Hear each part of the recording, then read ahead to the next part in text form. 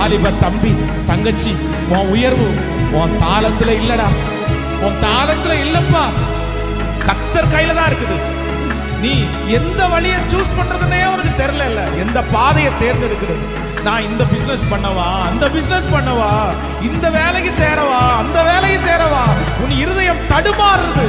ஆனா நான் நம்புறேன், நீ கர்த்தரோட நடப்பாயானால், நீ தேவனை மட்டும் நம்பி பிடிப்பாயானால், உனக்கு வேண்டிய வழி அவரே திறப்பாரு.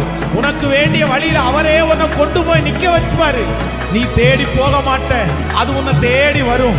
கர்த்தரே உன் கரத்தை பிடிச்சு அதுல கொண்டு வைப்பாரு. நீ வளர்ந்துட்டே இருப்ப, நீ உயர்ந்துட்டே இருப்ப. திருப்பி ஒரு நாள் திருப்பி பார்க்கும் போது உனக்கு தெரியும், சார் இதுக்காகவா கர்த்தர், இதற்காகவா என்ன அழைச்சாரு. எஸ், ஹalleluya. நம்புறீங்களா? நம்புறீங்களா?